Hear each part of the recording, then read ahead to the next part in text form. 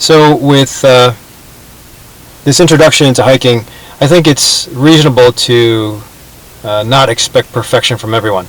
But with that, I think everybody has to kind of temper their source of grounding. And if you can get to the point where you get on a regular once or twice a day, get out to nature basis, I think that's a good start. One of the things in Illinois is that there are park districts around and forest preserves, so this is one of them. I just pulled over on my way to work, and I'm not dressed for hiking, but the idea is not to let that limit. Again, everybody wants to be perfect with doing 5 miles a week or 2.5 miles a day, and I think being regimented and ritualistic is reassuring to most people because it's easy to remember, but sometimes it's also at the same time difficult to maintain. If you're doing a 50-hour work week or you have 3 kids to take care of, who's going to find the time? So the concept of meditation with Deepak Chopra is to be very regimented, as best as possible, develop a practice, 30 minutes twice a day at the least. And that has fantastic benefits. Herb Benson out of Harvard had taught me, if you can't do that, do minis, and that would be 5 to 10 minutes throughout the day.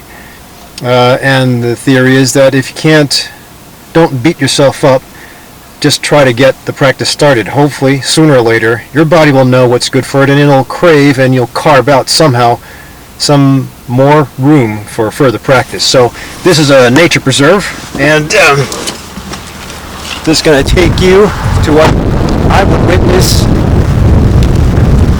as nature.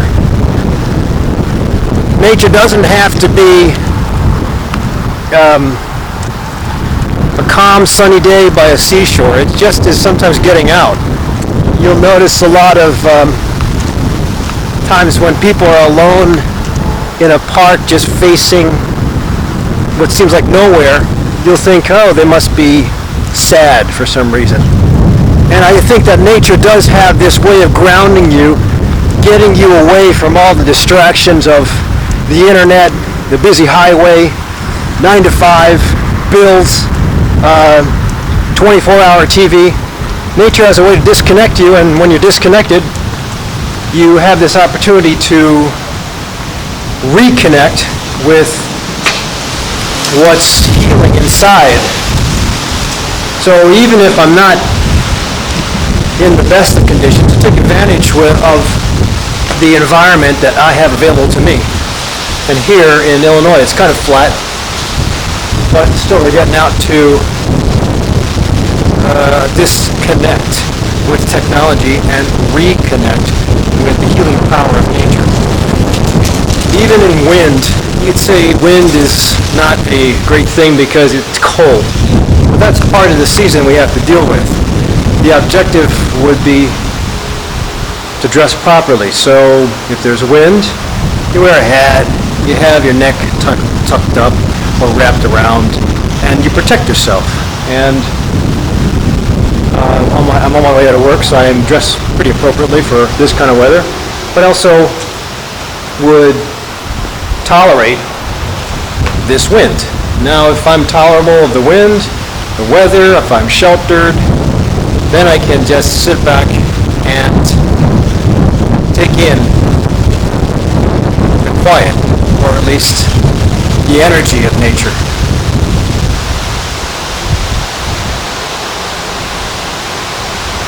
And if you listen, I'm not sure if you can pick it up with this microphone, but I can feel wind, but I can also hear it in the rustling of these dried up leaves, the vegetation, the plants, the leaves that are still on the trees. It's now autumn.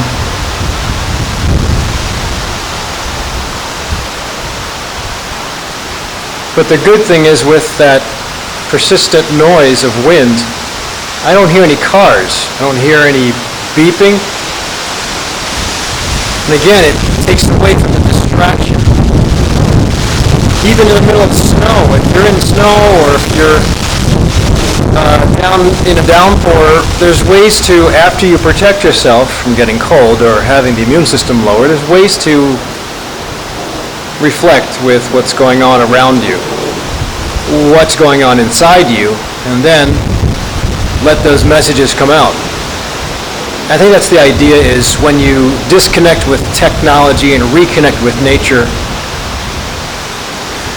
you can heal just like you were supposed to heal up. Every cell in your body is supposed to be able to fix itself. It's supposed to be able to fight cancer, take off little chains of DNA that aren't meant to be put together and disassemble them. And if you take up biochemistry, you'll understand that the fantastic process that goes on in the nucleus of each cell.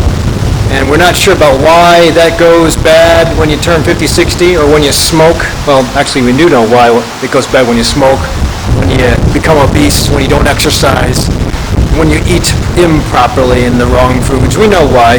It usually is because the DNA is not allowed to fix itself. And by the same token, when you get back to nature, your DNA is allowed to fix itself. When it's allowed to fix itself, you should be able to live till 90 without any medicines or surgery and independent. But the idea, again, is that a lot of people, they wait till the depression hits and the critical event occurs, and then they get out and they withdraw. And it's certainly better than late than never, but sometimes without the right practice of getting out and taking advantage here, you'll do the wrong thing. I always admire when my Christians say that they go to church all the time, but one of the things is, if you're not that well versed with what to do, has prayer gets you back to repetition and nature, and it makes you resonate what's really inside you. Sometimes if you're not good with that, or don't have a good practice, just drop into church because things are falling apart.